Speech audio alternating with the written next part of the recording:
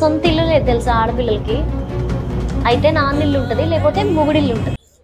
అమ్మా దయచేసి నువ్వు కడలి గారు, నీకు దయచేసి నేను చెబుతాను, నువ్వు ఎందుకు నీ జీవితం నేను ఎరత చెందినవో నాకైతే తెలియదు. నువ్వు మంచి మంచి కథలు కూడా రాస్తున్నావంట, మంచి బుక్కులు కూడా అందిస్తున్నావంట. అమ్మాయిల గురించి, అమ్మ గురించి, ఆడదాని కష్టం గురించి రాస్తున్నావు, బాగానే ఉంది, అంతా బాగుంది. ఇదేంటి ఆడపిల్లకు ఒక ఇల్లు ఏంది మరి? నీ అలాగా మేము అనుకుంటే నువ్వు రావుగా. ఫస్ట్ ఇప్పుడు మేము కూడా ఒక ఆడదేగా అమ్మ. అమ్మ అదే అనుకుంటుంది, నాన్న అదే అనుకుంటాడు, అమ్మ నాన్న ఇద్దరు అనుకుంటే అసలు నువ్వు రావుగా. ఫస్ట్ నీకు ఇల్లు ఏందమ్మా? తెక్కల ప్రశ్న అది. అసలు తెక్కల ప్రశ్న. నువ్వు సమాజానికి ఏమందిస్తున్నావు? నువ్వు కథలు రాస్తున్నావు కదా. నువ్వంటే మంచిగా ఉన్నావు, మంచి ప్రదేశంలో పెట్టిండు నాన్న అమ్మ మంచి ప్రదేశంలో పెట్టాక నీకు ఆ మాటలు వచ్చింది. నీకు ఇల్లు ఏంది? నీకు ఇల్లు ఏంది? ఇప్పుడు అయితే ఆడపిల్లల దేశం మీద మొత్తం అమ్మ నాన్నతో పని లేకుండా ప్రత్యేకంగా ఆడపిల్లలు ఇల్లు సంపాదించుకోవాలా? అదే మెసేజ్ ఇదమ్మా. నువ్వు మంచి మంచి కథలు రాస్తున్నావు, నువ్వు దేశానికి అదే మెసేజ్ అందిస్తున్నావు. ఆడపిల్లకి ఇల్లు ఏంది? తల్లిగారింటి కాడ ఉన్నది చెప్పి. తల్లిగారి ఇల్లు నీ ఇల్లు కాదా అది? అత్తగారింటికి పోయినా అత్తగారి ఇల్లు నీ ఇల్లు కాదా అది? అది నీ ఇల్లే, ఇది నీ ఇల్లేగా. మరి ఇంక నీ వాళ్ళకి మగపిల్లలు కూడా అంటే ఇదే ప్రశ్న మగపిల్లలు కూడా లేవనెత్తురు. మరి మనకు రెండు ఇల్లులు ఉన్నాయి. అమ్మగారి ఇల్లు ఉంది, అత్తగారి ఇల్లు ఉంది. మరి వాళ్ళకి ఒక్క ఇల్లే ఉంది. వాళ్ళు కూడా మాకుంది ఒక్క ఇల్లే, మరి నాన్న ఎలా ఇంక మేము పెట్టుకోవాలా, మాకు ఇల్లు కావాలని వాళ్ళు అంటారు. మాకంటూ ఏది లేదు, పిల్లలు నీకే, ఆస్తులు నీకే, అన్ని నీకే, చట్టాలు కూడా నీకే ఉన్నాయి, మాకేం లేదని వాళ్ళు కూడా సమాజానికి వచ్చి ఎగబడెట్టినే చెబుతారు. ఏం సమాధానం చెబుతూ? తప్పు. ఇది మంచి పద్ధతి కాదమ్మా. నువ్వు మాత్రం మార్చుకోవాల్సింది. ఇట్టటి మెసేజ్లు ఇవ్వద్దు నువ్వు ప్రజలకి. అంటే ఇంకా ఏం మాట్లాడిందంటే, ఇప్పుడు మీరు ఇంతకుముందు కానీ కొందరు మాట్లాడేది ఏంటంటే అమ్మాయిలు ఇలా స్లీవ్లెస్ వేసుకోవడం తప్పు, ఇలా చున్నీ వేసుకోకపోవడం తప్పు అని చెప్పి కొందరు మాట్లాడిన దానికి ఆమె రెస్పాన్స్ ఎలా ఇచ్చారంటే, అబ్బాయి కొబ్బరి ఇస్తే బనీన్ మీద తిరగవచ్చు, అమ్మాయిలు మాత్రం చున్నీలు తీసేయకూడదు అని చెప్పి మాట్లాడుతుంది. స్లీవ్లెస్ వేసుకుంటే తప్పేంటి అని చెప్పి మాట్లాడుతుంది. దాని గురించి ఏం చెప్తారు? దాని గురించి తప్పే, అది తప్పే. నీకేందంటే నీకు అంత తప్పు చేసిన అమ్మ నాన్న బాగా ఇచ్చాను. నువ్వు రోడ్డు మీదకి రావట్లే, నువ్వు కారులో పోతున్నావు, కారులో వస్తున్నావు. నీకు కష్టం ఏంది? నువ్వు నార్మల్గా వచ్చి నార్మల్గా అమ్మాయి అలాగా రోజువారి కూలి అలాగా చెయ్యి. నువ్వు అదే స్లీవ్లెస్ వేసుకొని అయ్యే దెబ్బలు కానిస్తాడు, తొడలు కానిస్తాడు, తిరుగు. నువ్వు అట్నే తిరిగి దాని విలువేందో తెలుసుకొని అప్పుడు మాట్లాడు.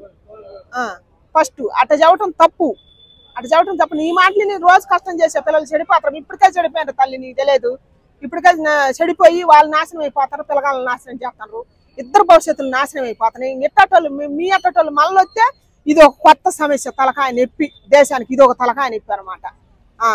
ఏం నేర్పిస్తున్నావు అమ్మ నువ్వు? దానికి ఎగ్జాంపుల్ చెప్తూ, నేను రోడ్డు మీద వచ్చేటప్పుడు ఎండకి తట్టుకోలేక చున్నీ తీద్దాం అనిపించి కూడా చుట్టూ జనాలను చూసి నేను చున్నీ తీయలేకపోయాను. ఇప్పుడు ఇంటికి వెళ్ళగానే నాకు మొత్తం ర్యాషెస్ వచ్చినాయి అని చెప్పేసి ఒక ఎగ్జాంపుల్ చెప్పారు.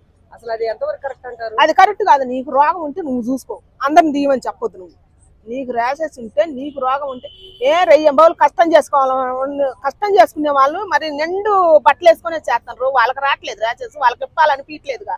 నువ్వెందుకు నేర్పిస్తున్నావు ఆ మాట? ఇప్పుడు నీకుంది ఆ సమస్య. నీకున్నప్పుడు నువ్వు చూసుకో, నువ్వు చూసుకో. నువ్వు సమాజానికి అందిస్తే నీ ఇప్పటికే చెడిపోయిన పిల్లలు ఉన్నారు. నీ మాటలు నేను కొద్దిగా వేసుకొని వాళ్ళు ఆ కష్టానికి పోతారు. వాళ్ళ ఆ డ్రెస్సులలో చూసి ఇప్పటికే మగ పిల్లలు నాశనం అయిపోతారు. ఇంకా రయ్యమ్మ వాళ్ళు పని చేసుకునే పని ఆ డ్రెస్సులు వేసుకొని పోతారు. వీళ్ళు పిచ్చోళ్ళు అయిపోతారు. వాళ్ళు రానని చస్తారు, వీళ్ళు చంపడానికి చంపుతారు. అయ్యే జరుగుతున్నాయి. దయచేసి అట్టాటి మెసేజ్ లీక్ తల్లి నువ్వు. ఇక్కడ అంటే అమ్మాయిల్ని, అంటే ఆడవాళ్ళని దేవతలతో పోల్చిన ఆడవాళ్ళు ఇక్కడికి వచ్చేసరికి ఇలా బట్టలే తక్కువ ఉండాలని కోరుకుంటున్నారు. అంటే ఎక్కడికి పోతుంది సమాజం? అదే చోట్ల ఇట్టటోళ్ళని ఒకళ్ళు మాకు సోషలిజం కావాలా, మేము ఇండిపెండెంట్గా బతకాలా, మేము మా సొంత కాళ్ళ మీద మేము బతకాలా. మా రోజుల్లో కూడా అట్ట అనుకుంటే మొగుళ్ళు ఉండరు, పిల్లలు ఉండరు, సంసారాలు ఉండవు. ఎవడు కాళ్ళ మీద వాడు బతికి అసలు సృష్టి అది. సృష్టికి విరుద్ధమైన మాటలు మాట్లాడుతున్నావు అమ్మ కడలి. నువ్వు ధర్మానికి విరుద్ధమైన మాటలు మాట్లాడుతున్నావు. అవి నువ్వు మాట్లాడుతూ అది తప్పు. అసలు అట్టాటి మాటలు అసలు నువ్వు దేశం మీకు దేవద్దు. నువ్వు కథలు రాసేదానివి కాబట్టి నువ్వు మంచి మంచి మెసేజ్లు ఇవ్వాలి. నువ్వు 100 పాటలు కూడా రాసినవు అంట. మంచి చదువు ఉంది నీకు, మంచి భవిష్యత్తు ఉంది. అట్టాటి మాటలు మాత్రం నువ్వు అనొద్దు చెబుతాను. దయచేసి సృష్టికి విరుద్ధమైన మాటలు మాత్రం చెప్పొద్దు. ఏమ్మా బట్టలు వేసుకున్న వాళ్ళు బాగానే పని చేసుకుంటారుగా, అవి నేర్పియాలా. ఇప్పుడున్న సమాజం పాడైపోతుంది కాబట్టి ఒకరినొకరు చంపుకుంటారు కాబట్టి నువ్వు మంచి ఏదో నేర్పి. నువ్వు నేర్చుకున్న జ్ఞానంలో కానీ నువ్వు బట్టలు వేసుకోవద్దు. నాకు ర్యాషెస్ వచ్చినాయి, నేను మా నాన్న మార్చినా, మా అమ్మను మార్చినా, మీరు కూడా మారవండి అంటే ఇప్పటికే వెనక తల్లిదండ్రులు తలకాలు పట్టుకుంటారు. వెనక నాశనం అయిపోతుంటే నువ్వెందుకు సమాజానికి కొద్దిగా నాశనం చేస్తావు? దయచేసి ఎట్టాటి మెసేజ్లు ఈ కాకు. ఏమో చెప్పే ఎవరైనా సరే చెప్పినా కూడా ఏమో మాటలు వినొద్దు, కడల గారి మాటలు వినొద్దు. ఆమెను మాత్రం అందరు కలిసి ఖండిద్దాం. మనం మన సమాజాన్ని బాగు చేసుకోవాలి, మన ఆడపిల్లల్ని బాగు చేసుకోవాలి, మన మగపిల్లల్ని బాగు చేసుకోవాలి. కాబట్టి మనం ఆమె మాటలు ఖండిద్దాం. మనం మగపిల్లగాడు కూడా అట్నే అనుకుంటే పరిస్థితి ఏంది?